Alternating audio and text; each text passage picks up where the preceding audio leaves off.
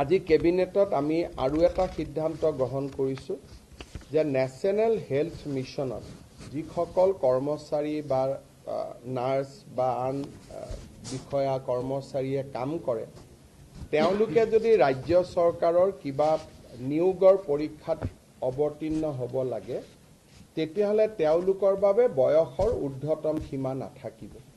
তেওঁলোকে যিমানেই বয়স নহওক কিয় যদি NHMত তেওঁলোকে কাম কৰি আছে তেতিয়াহ'লে স্বাস্থ্য বিভাগৰ চৰকাৰী চাকৰিৰ কাৰণে তেওঁলোকে আবেদন পত্ৰ দিব পাৰিব।